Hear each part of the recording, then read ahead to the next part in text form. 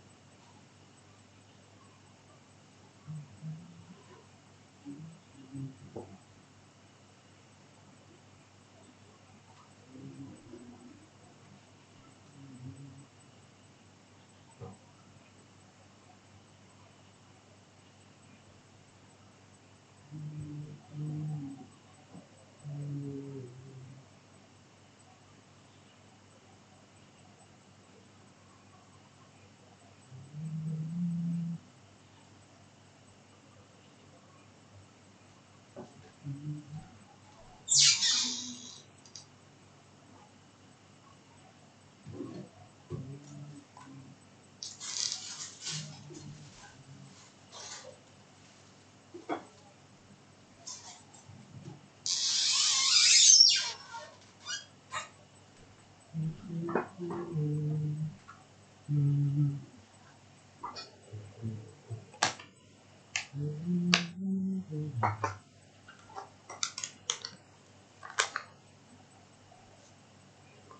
kalau malam jahe sama ngopi. Mantap.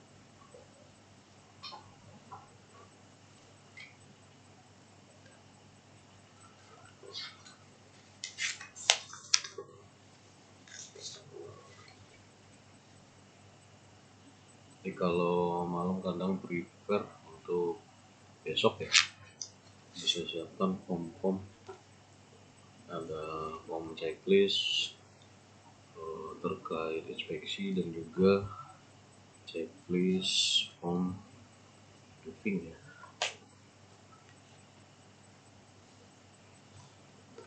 Jadi misalnya ini kan untuk form briefing nih. Jadi di situ ada beberapa yang harus diisi, ya kan, dari mulai dia sebagai karyawan atau kontraktor atau tamu atau supplier, ya kan. Lokasinya di mana, tanggal berapa, terus waktunya jam berapa dan berapa peserta, dan apakah yang di briefing. Misalnya ini ya,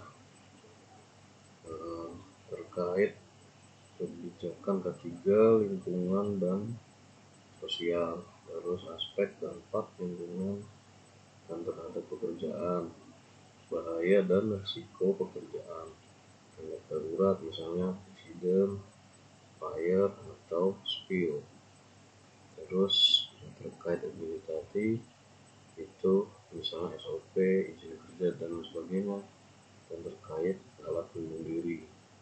Jadi di situ jelaskan juga misalnya uraian singkat penjelasannya apa tuh terkait briefing kepada karyawan ataupun kontraktor ataupun tamu atau supplier. Nanti di sini mereka akan isi namanya dan tanda tangan. Dan materinya di sini yang biasanya. Nah, di sini.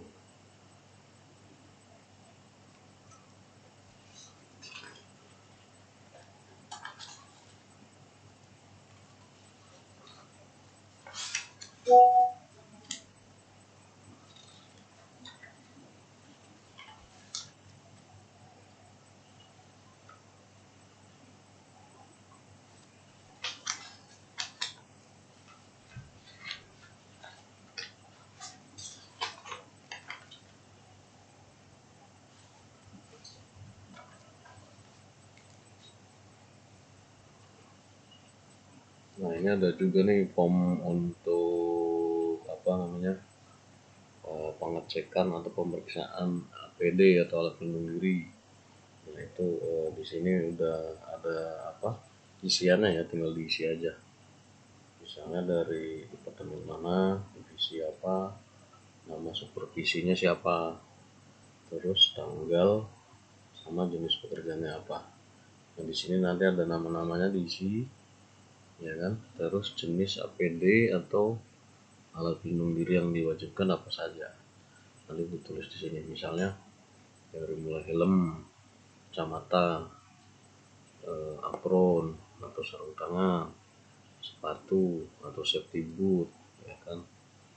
Nah, begitu. Nanti di sini diisi semua. Nanti lengkap apa enggak tergantung dari pekerjaan masing-masing.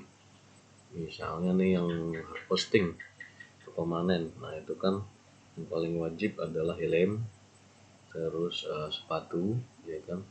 Dan opsionalnya itu biasanya sarung tangan dan juga safety Google, seperti itu. Itu untuk yang APD ke orangnya ya, atau ke human. Nah, ada juga alat pelindung alatnya ya. Misalnya dia alatnya menggunakan dodos ataupun misalnya egreg. Nah, itu ada pelindungnya tuh yang di sisi yang tajam. Jadi pada saat mobilisasi atau transportasi itu diberi pelindung. Nah, pada saat pekerjaannya baru dibuka. Nah, terus di sini ditulis nih dicek oleh siapa, direview oleh siapa, dan diketahui oleh siapa. Biasanya dicek oleh supervisinya, direview oleh asistennya, dan juga diketahui oleh manajernya masing-masing, seperti itu.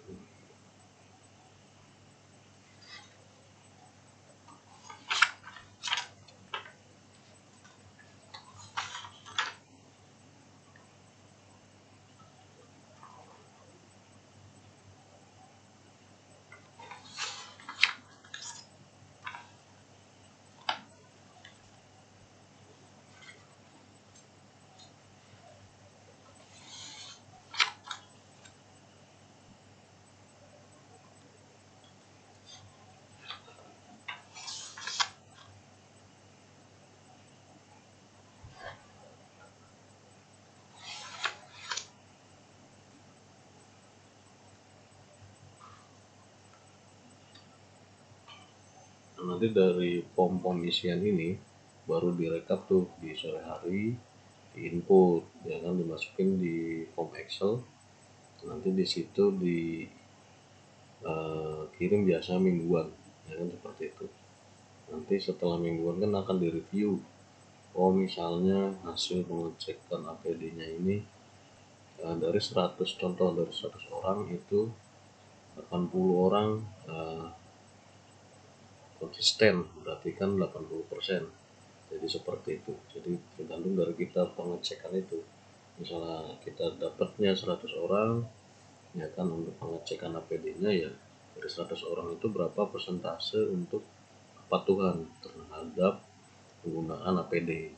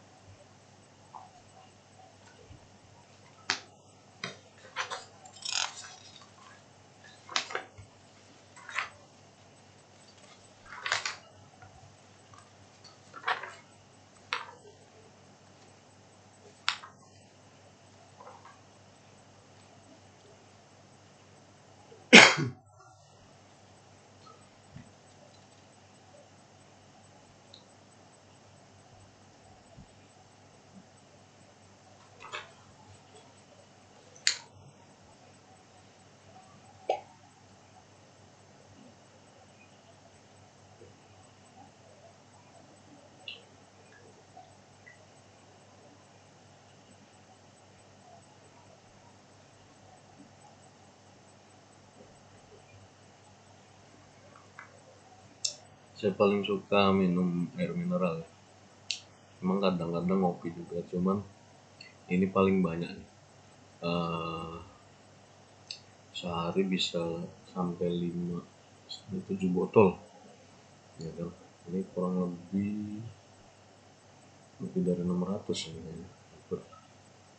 Ya, 600 mili, 6 kali 6 36 ya, 6 kali 6 36.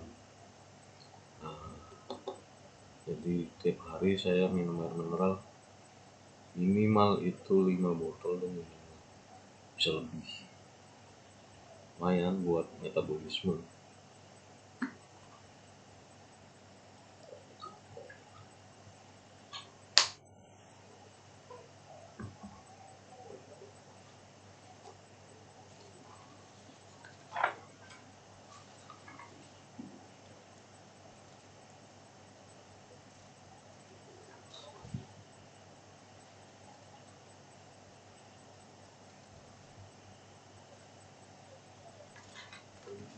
Ini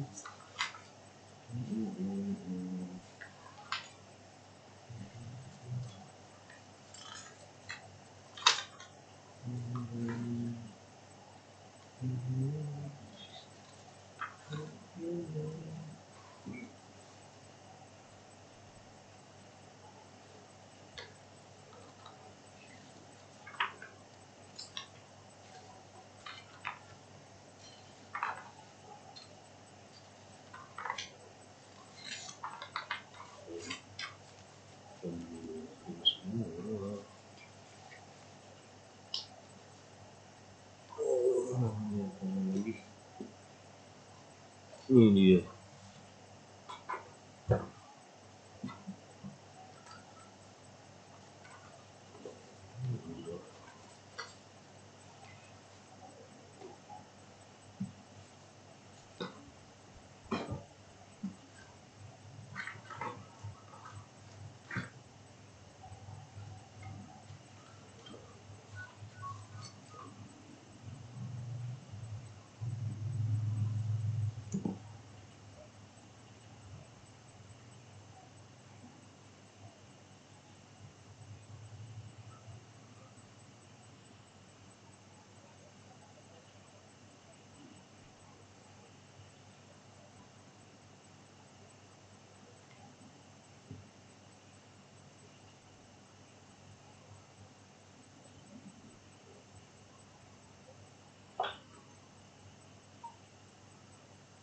Oke Mas Haris, nanti apa pastiin lagi aja. Jadi saat sampai yang nyampe di sini di Nabire itu barang juga udah nyampe, jadi nggak bolak-balik kita ambil 2 kali gitu loh kan, seperti itu. Dipastiin lagi aja ya. Oke ya, nanti infoin lagi ya ke saya ya.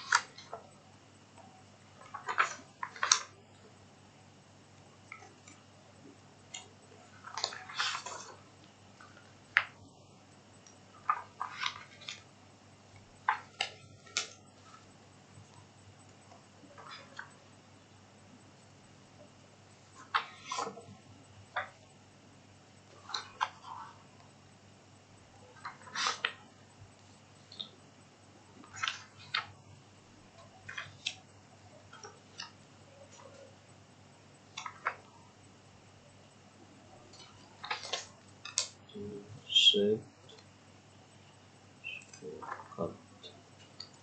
scorecard.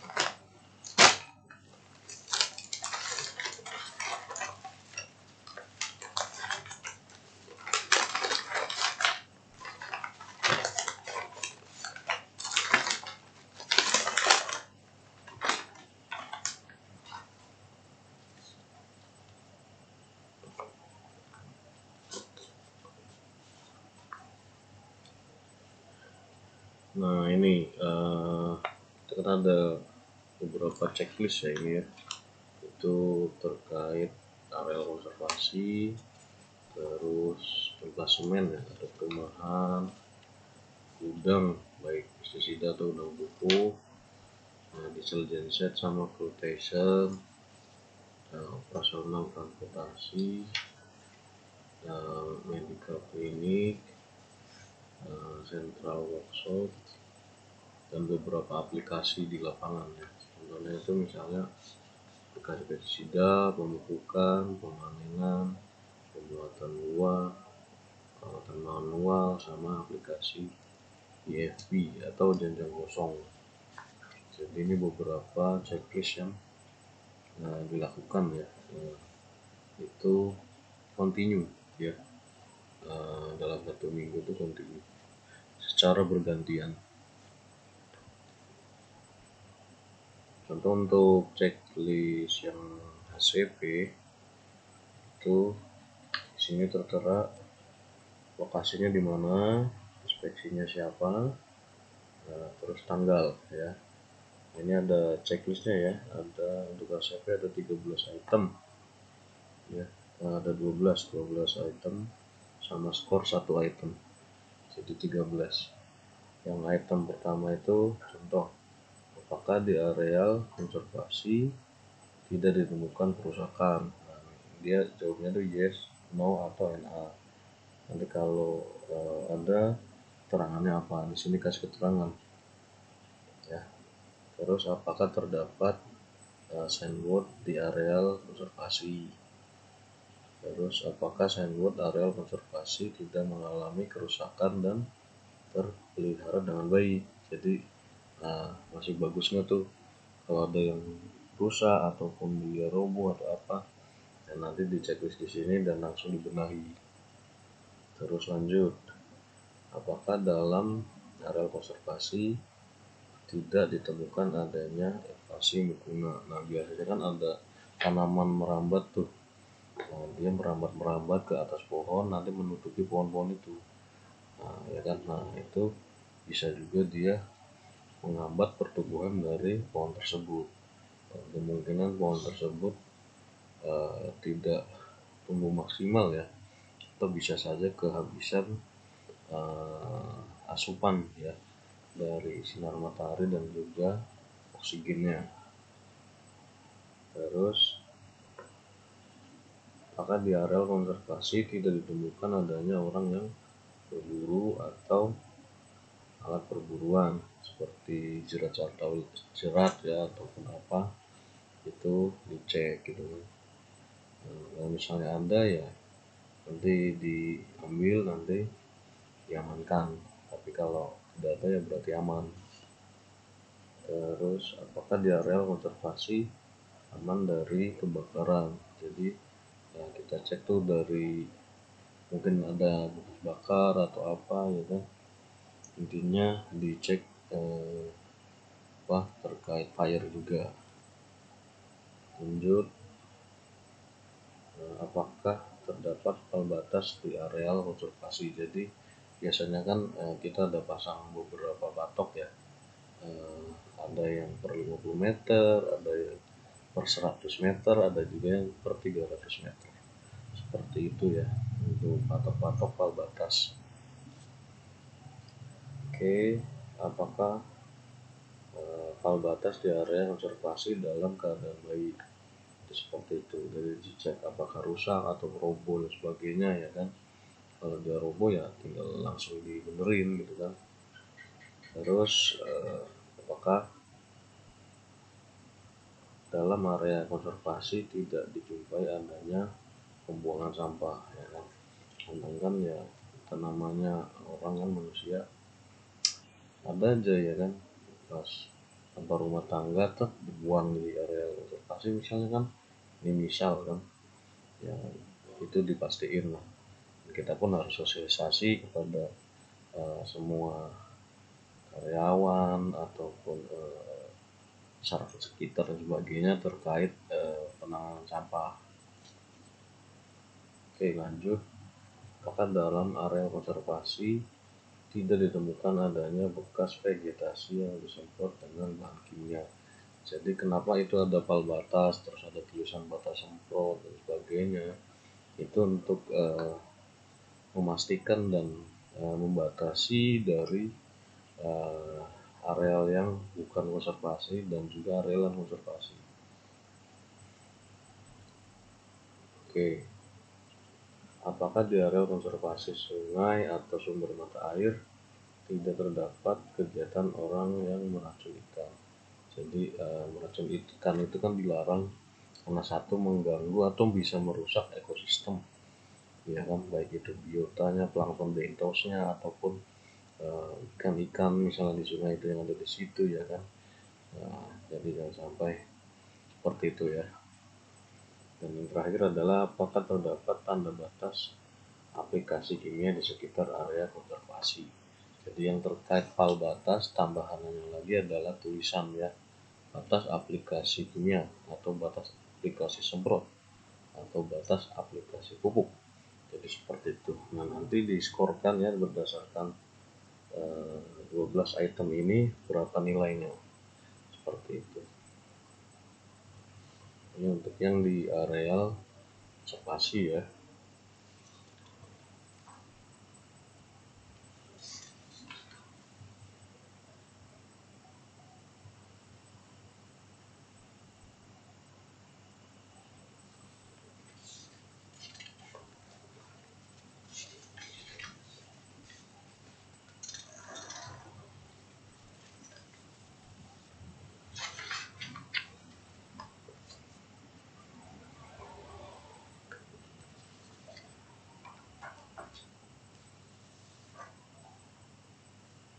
Nah, ini ada checklist juga yang ke di area klinik ya atau balai pengobatan. Jadi kita juga punya balai pengobatan di sini. Nah, itu diinspeksi juga tuh. Untuk balai pengobatan biasanya 2 minggu sekali kita cek. Nah, ini dia untuk pengecekannya, yaitu ada 20 item ya untuk di medical clinic. Yang pertama, apakah area klinik dalam kondisi bersih dan rapi? Terus apakah terdapat pemisahan limbah B3 yang medis ya, yang infeksius dan sebagainya dari sampah domestik? Terus apakah terdapat sampah limbah B3 medis tidak dalam kondisi bagus? Nah, misalnya tidak berkarat atau bocor. Terus lanjut, apakah terdapat tempat sampah dalam jumlah yang memadai dan tidak terpapar dengan air hujan? Nah, jadi pastikan sampahnya itu ada penutupnya ya kan, terus tidak menggenang ya kan, jadi potensi juga tuh nyamuk, potensi juga bibit penyakit ya kan. Oke, apakah terdapat tempat penyimpanan sampah dan diberi label? Jadi namanya tempat sampah itu dikasih label ya, biasanya dalam 2 bahasa nih, misalnya bahasa Indonesianya tempat sampah, terus bahasa Inggrisnya ya kan trash gitu kan, seperti itu. Apakah tidak ditemukan bukti pembakaran sampah? Pastikan dilarang membakar sampah. Apakah toilet dalam kondisi bersih? Jadi kita juga memastikan untuk toilet-toilet yang ada di balai pengobatan itu kondisinya bersih ya kan, tidak licin lantainya ya kan, dan juga terawat. Oke, apakah dilakukan pencatatan untuk setiap limbah medis yang dihasilkan. Jadi kita juga memastikan dari tim balai pengobatan, jadi kan limbah-limbah infeksiusnya itu kan sangat bahaya juga ya. Jadi dipastikan satu penempatannya ya kan di TPS 5B3, dan juga nanti setelah 90 hari itu dikirimkan ke pemusnah limbah infeksius yang berizin. Oke, lanjut.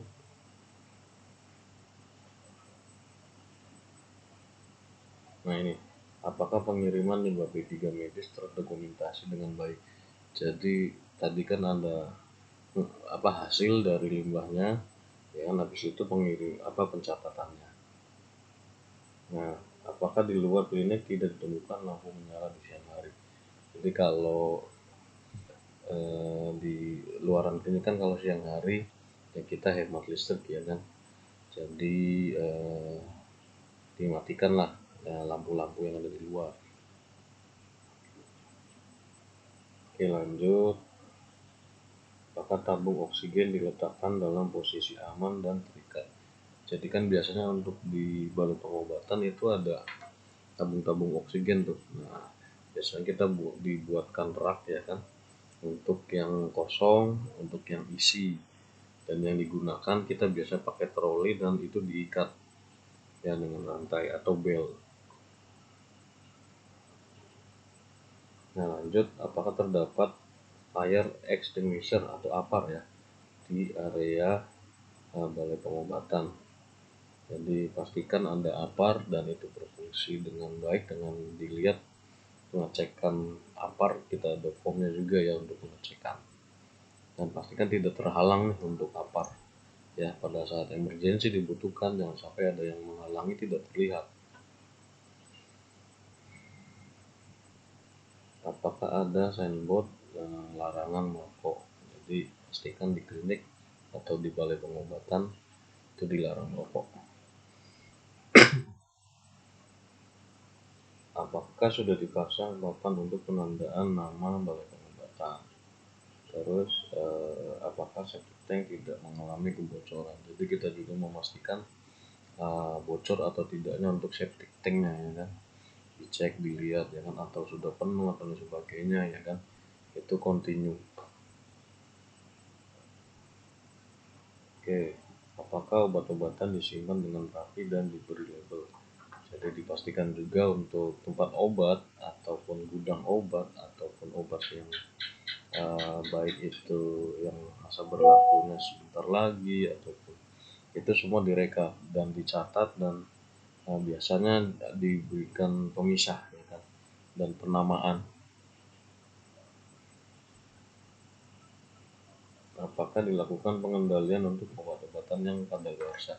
Jadi untuk obat-obat yang kadaluarsa itu nanti dipisahkan dari obat-obat yang lain dan nanti dikirim di ke ketiga untuk pemusnahan obat tersebut ya. Apakah tidak terdapat pencampuran penyimpanan obat-obatan dengan makanan dan minuman? Dipastikan di freezer yang obat-obatan ataupun serum bisa ular atau apa jangan tercampur dengan makanan atau minuman ya, seperti itu. Apakah hasil pemeriksaan berkala tenaga kerja sesuai program telah dilaksanakan dan terdokumentasi dengan baik? Nah, jadi kan ada MCU tuh, MCU berkala dan lain sebagainya. Nah itu didata, dibuat programnya juga dan juga dilaksanakan. Yang terakhir, apakah tersedia air bersih yang mencukupi atau memadai? Nah ini yang paling utama, air ya. Jadi tanpa air susah, seperti itu ya. Oke kawan-kawan, saya rasa cukup untuk di malam hari ini ya. Jadi memang yaitu jadi kalau saat malam saya cek lagi misal hasil dari inspeksi atau checklistnya yang belum selesai di sore hari, saya lanjutin di malam ya kan, sedikit-sedikit lah, jadi biar besok itu ada rencana juga, oh yang ini belum, yang ini sudah, jadi akan terlihat. Ya, terima kasih sudah menyaksikan bersama Zippo Program VK. Wassalamualaikum.